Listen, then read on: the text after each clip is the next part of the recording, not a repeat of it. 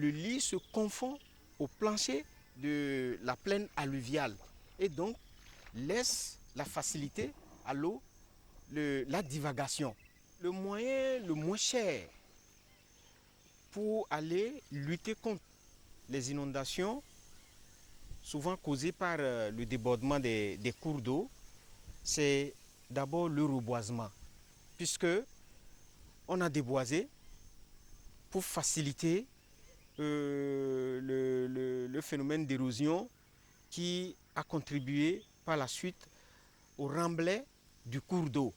Et donc, on ne peut que retourner, remettre ce tapis végétal qui a été décapé afin de restaurer progressivement les berges du cours d'eau.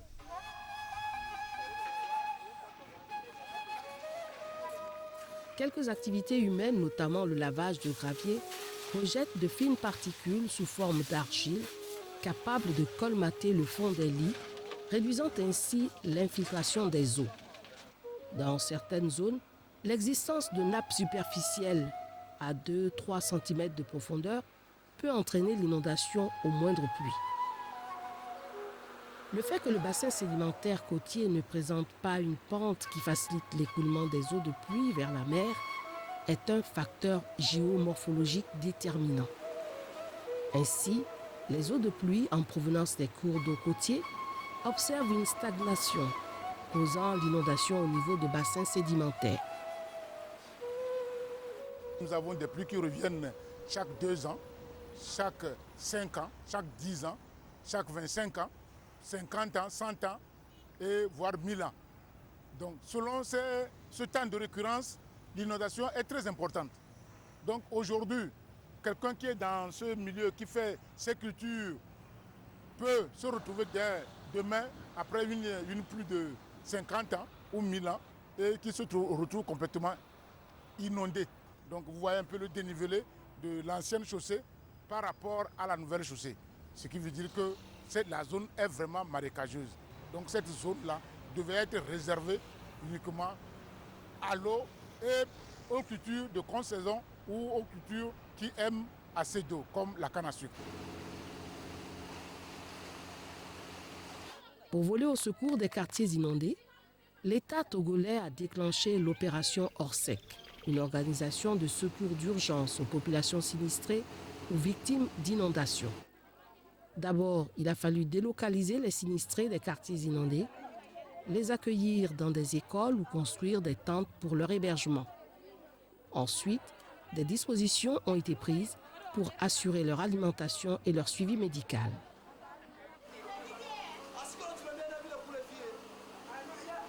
L'État aussi devra veiller sur l'ensemble des zones à risque.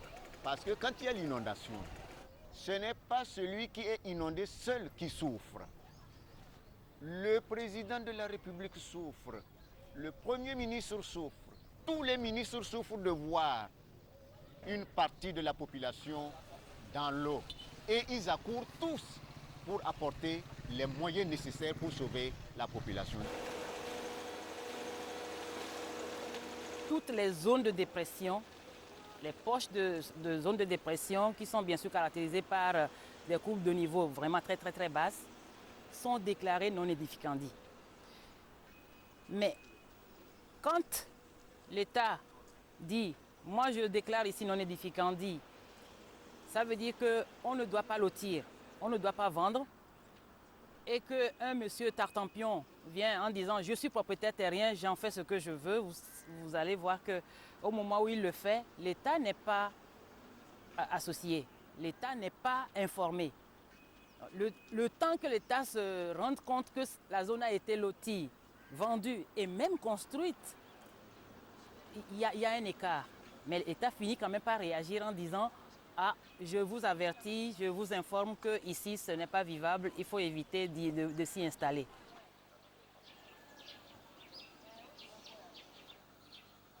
Dans la zone d'Agbalopé-Dogan et Aflaougakli, on a 3 bassins de rétention d'eau qui sont à construire, munis de leurs collecteurs. Et comme je le dis ici, si on regarde bien, juste derrière nous, il y a des maisons qui sont affectées. où pratiquement les propriétaires ont déserté depuis les années 2008 jusqu'à aujourd'hui.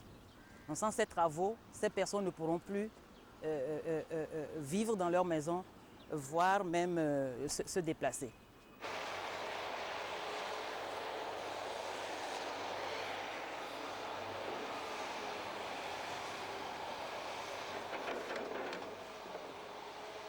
Les apports de solutions, du moins les suggestions, c'est faire en sorte que nos constructions ne sont plus vraiment trop à côté de ces eaux. Et surtout que dans chaque maison, qu'il y ait cette culture, cette éducation qui amène les gens à faire des latrines dans des fosses qu'on pourra vider avec des camions citernes et aller dans des dépotoirs adaptés à cela. Et faire en sorte que les gens aient une culture et se dire que cette eau-là qu'on va souiller, que cette eau ne soit plus cette eau qu'on va utiliser. Donc il faut préserver cette eau des souillures. Il ne faut pas jeter les ordures que nous faisons dans nos maisons directement dans les eaux. Il ne faut pas les jeter dans l'environnement parce que cet environnement va être nettoyé après par les eaux de pluie qui vont devenir des eaux de ruissellement et aller vers les réserves naturelles. Donc ces petites mesures individuelles que chacun apportera va faire en sorte que nous allons déjà gérer le problème au niveau individuel, au niveau des collectivités et évidemment il revient maintenant à l'État et je crois que de grands travaux sont aujourd'hui en cours au Togo où on essaie de faire désormais des caniveaux qui vont essayer de recruter, de recollecter les eaux de ruissellement et les amener vers des décharges finales adéquates. Les bassins de rétention à construire dans la ville doivent être interconnectés. Ça dit quoi? Ça dit que nous sommes à Avedji 1. Le surplus d'eau d'Avedji 1 doit aller vers Caméléon. Le surplus des eaux sur Caméléon doivent être pompées pour aller vers Agbalépedo. D'Agbalépedo, ces eaux doivent être pompées pour regagner le canal longeant les rails de Blita qui est arrivé aujourd'hui au niveau de la Villa Corto, au niveau de la rue de la Bretelle d'Atikoumé. Donc à partir de là, les eaux coulent gravitairement vers la lagune pour être évacuées vers la mer. Voilà un peu un réseau, un tronçon de réseau tracé. Et il y en aura tant comme ça dans la ville pour pouvoir résoudre le problème d'assainissement de la ville de l'eau.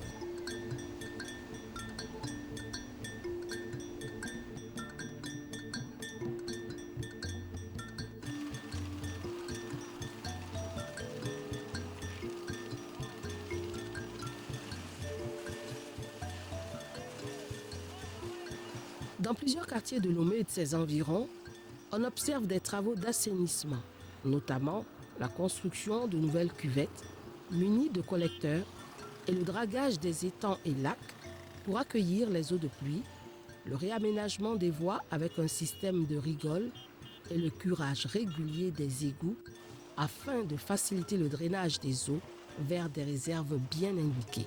Avant ce curage, tout le monde qui passait ici après chaque grande pluie pouvait voir que l'eau presque débordait sur le boulevard et à des mains là-bas.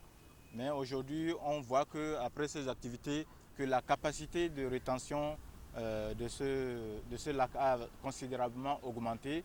On a une eau dont la qualité aussi est améliorée puisqu'on ne voit plus tellement les plantes flottantes, les jacinthes d'eau, qui caractérisait le degré de pollution ou bien d'eutrophisation de ce lac.